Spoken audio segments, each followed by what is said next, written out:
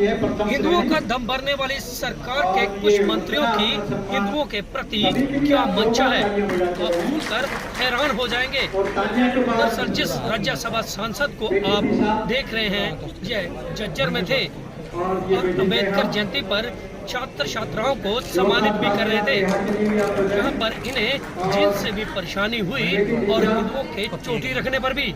यहाँ तक कि हिंदुओं के मंदिरों में जो देवी देवताओं की पूजा होती है, उस पर भी मंत्री जी ने टिप्पणी कर दी और कहा कि गरीब हिंदू लोग मंदिरों में डोक मारने जाते हैं।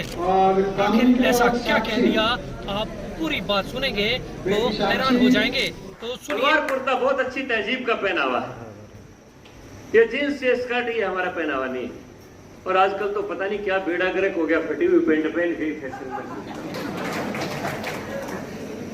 और यूरोप को अपना कचरा निकालना था, तो उन्होंने देखा ये कचरा यूरोप का फटी हुई पेंट कहां निकल सकती, देश में इतनी इकट्ठी होगी। तो उन्होंने कहा कि हिंदुस्तान में बड़े नकलची लोग हैं, इस किसी एक फिल्म में शाहरुख खान को पहना दो, फिर अपने आप सारा देश खरीद लेगा। अब नई पेंटों को फटवा के पहनते हैं, ये नकलचियों का देश। ये हमारे देश की भाषा और भूषा नहीं कि फटी हुई हम चीज भी, तो दरिद्रता का प्रतीक होता था फटे हुआ कपड़ा पहनना। तो बाबा साहब भीमराव अंबेडकर के सामने जब मैं जो बात कर रहा था, प्रस्ताव आया कि बाबा साहब ने आपने कहा कि मैं हिंदू के रूप में मरूंगा नहीं, तो हम मुसलमान तो सब भाइयों को अपना भाई मानते हैं। एक झाड़ू देना और मुल्ला काजी सब एक थाली के अंदर भोजन करते हैं, आप इस्लाम धर्म ग्रहण करिए। तो बाबा साहब ने कहा कि इस्लाम का मैं जानता हूं चरित्र क्या है, यू एक्सेप्ट दिस अल्लाह और he will cut your throat, he will go to heaven and you will go to hell। कि उसके या तो उसके अल्लाह को मानो वरना अपना गला कटवाओ, काटने वाला तो स्वर्ग में जाएगा, कटवाने वाला नरक में जाएगा। तब उन्होंने कहा कि by nature and virtue I am an Indian, मैं स्वभाव से और चरित्र से राष्ट्रवादी और भारतवासी हूं। मेरे खेत के साथी थे, मेरे गांव के वाल्मीकियों का लड़का, उसके 100 मन गेहूं बांटा है, 1 लाख रुपया नगद बांटा है दानों का। 20 दिन तक नहीं आया खेत में।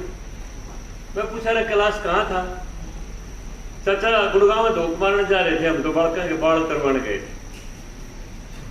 मैं कहा पीछे एक चोटी और राख ली, इनका क्या करेगा? बोला चाचा हमारे खर्चे का बेर आई है तो देवसर जाके उतरेंगे। मैं ओम प्रकाश जिंदल तो 50 रुपए में बाल कटवाता है, तुम 50,000 में तुम्हारा भला कौन करेगा? फिर कुछ नहीं रखा इन चीजों में। गीता में श्री कृष्ण ने कहा ना, जब अर्जुन ने पूछा कि ईश्वर का निवास कहां है, तब उन्होंने कहा ईश्वर सर्वभूते हृदय से अर्जुन तिष्ठति, सबके दिल में ही विराजमान है, कहीं बाहर जाने की कोई जरूरत नहीं। ये ज्यादा से ज्यादा देवी पूजन, फलाना पूजन, ये बाढ़ उतरवाना, धोख मारना, गरीब आदमियों के घर में ही मिलेंगी सारी की सारी परंपराएं।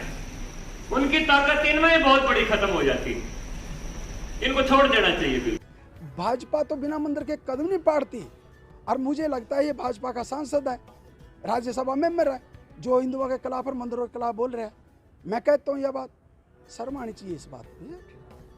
वास्तव में क्या है, जिन बाबा साहिब की जयंती के उपलक्ष्य में वो बोल रहे थे, उन्होंने एक बात कही है द थॉट्स ऑफ पाकिस्तान पुस्तक में, कि 3 विचार, इस्लाम, क्रिश्चियन और कम्युनिस्ट, ये भारत के नहीं हैं।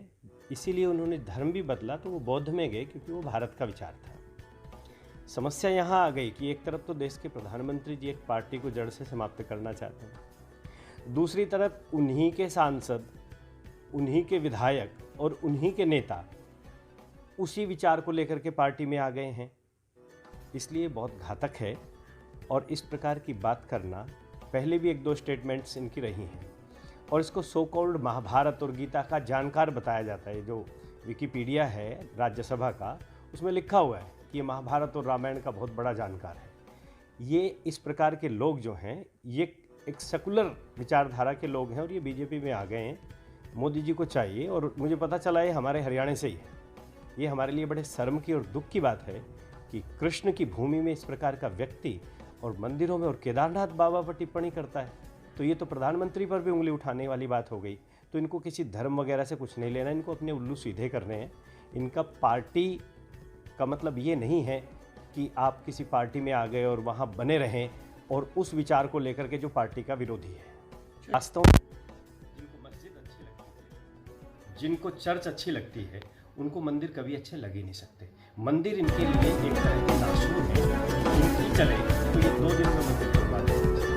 ये सत्य है। मैंने पहले ही कहा कि बीजेपी में कुछ ऐसे लोग आ गए हैं जो बीजेपी की विचारधारा से अलग बात करते हैं। अब गेंद